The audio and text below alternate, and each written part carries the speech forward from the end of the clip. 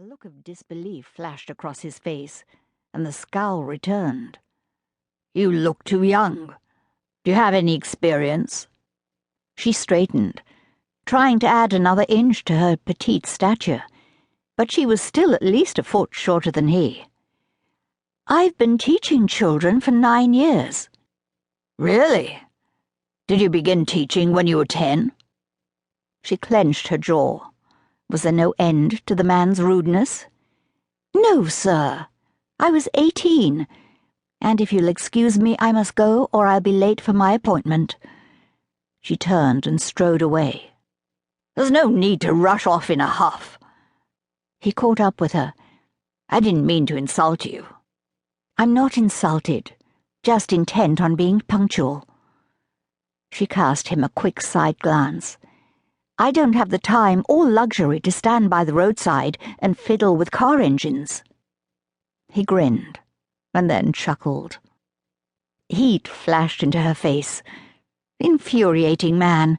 How dare he laugh at her? She hurried on, not giving him the satisfaction of a reply. "Well, pardon me." She sent him a withering look, and walked on so quickly she got a stitch in her side. With his long legs he had no trouble keeping pace. "You certainly have spirit. I like that." She gulped in a big breath and spun toward him. "You, sir, are entirely too familiar and too rude for words." His jaw dropped, and he stared at her wide-eyed. With her face burning, she marched away.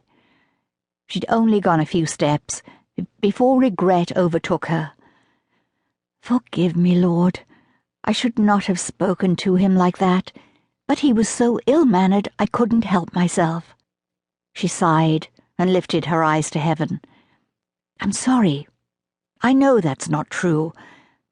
You're faithful to give me the strength to control my tongue if I will only ask.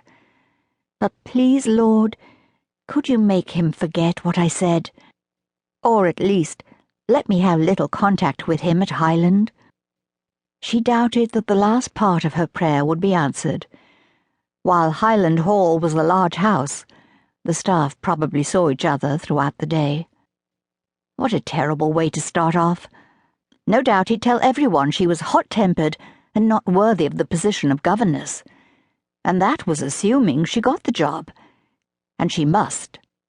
Her father's illness had stretched on for months, forcing them to leave India and return to England. Now that he was unable to practice medicine, her parents depended on her for support. She must not let them down, no matter how humbling or difficult the job might be. The lane curved to the right, and Highland Hall came into view. Julia's steps slowed as she took in the lovely grounds and large house. It looked more like a castle, standing 4 stories high at its tallest point, with a wide lawn and curved gravel drive leading to the front door. It was built of sand-colored stone, and though some sections had turned yellow and grey with age, it still looked sturdy and imposing. A tall round turret stood at the right corner, and an arched portico stretched halfway across the front of the house. Oh, Lord, that house is worth a fortune, and the people who live there are definitely used to living a different life than I've lived. How will I ever fit in? She shook her head, then straightened her shoulders.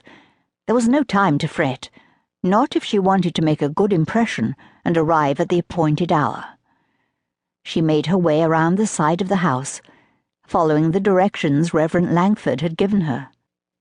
A broad-shouldered man wearing a brown cap and tweed coat pushed a wheelbarrow toward the greenhouse. He stopped and nodded to her. "Can I help you, miss?" He looked about 35 and had a kind, honest face. She returned his nod with a slight smile. "I have an appointment with Mrs. Emmett." He pointed to a door tucked in a corner at the back of the house. "Just ring the bell there, miss, and someone will be along to help you."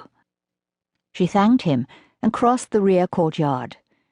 Pulling in a deep breath, she smoothed her hand down her cloak and skirt and checked her hat.